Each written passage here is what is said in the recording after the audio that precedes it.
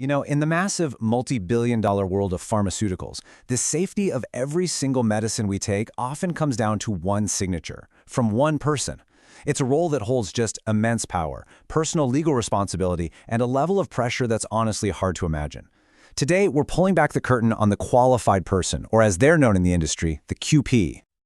All right, here's what we're going to cover. First, we'll break down what this ultimate gatekeeper really is. Then, we'll look at the winding path to even become one, what the day-to-day grind is actually like, and whether the paycheck is worth the pressure. And finally, we'll leave it up to you to make the final call.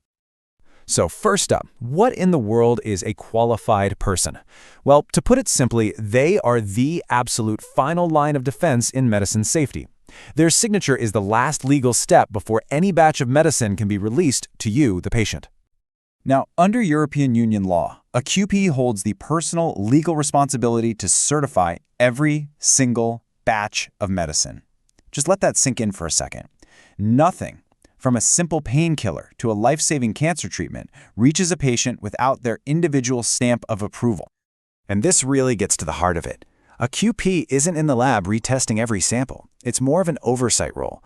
They're relying on something called GMP, good manufacturing practice, to confirm that all the quality systems were followed to the letter. Essentially, their job is to verify the integrity of the entire process, trusting the work of hundreds, sometimes thousands of other people. So how do you even become this ultimate gatekeeper?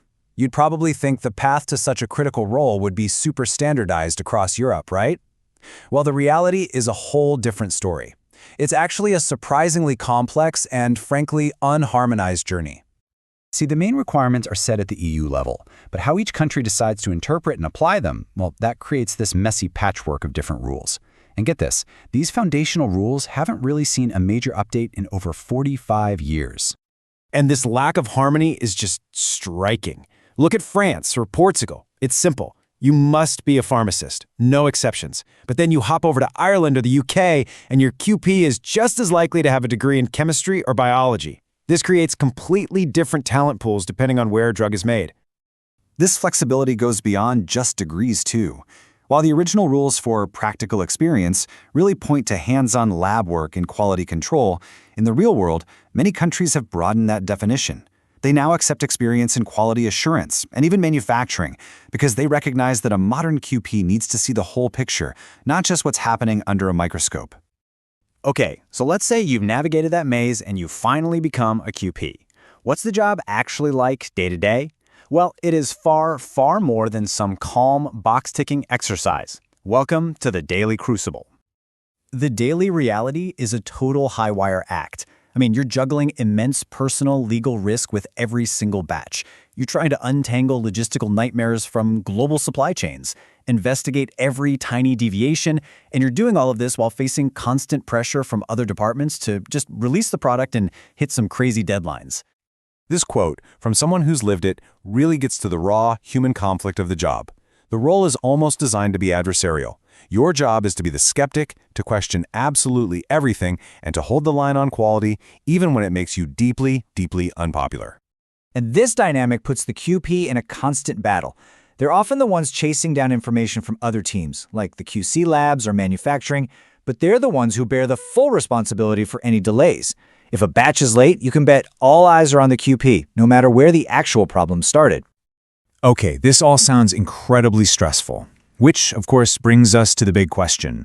What's the reward for carrying all this weight? Is the paycheck actually worth all that pressure?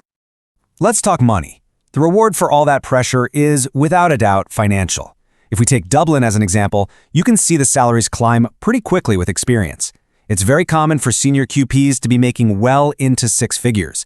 That pay reflects the insane responsibility and the high demand for people willing to do this job. But then, you hear this. This is the voice of a former QP. And for some, no amount of money can make up for the intense pressure, the 70-plus hour work weeks, and the constant conflict.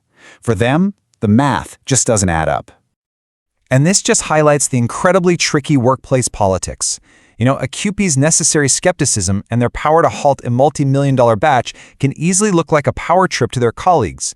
This can end up isolating them even more within the company. So when you start pulling these personal stories together, the lived experience becomes pretty clear. We're talking about a role that's often defined by grueling hours, constant fighting, and this feeling of being stuck in a thankless, lonely job. It really isn't for everybody. So, we've seen the whole picture, right? It's this tangled path to a job with immense legal power and a big paycheck. But it comes with this absolutely crushing personal and professional pressure.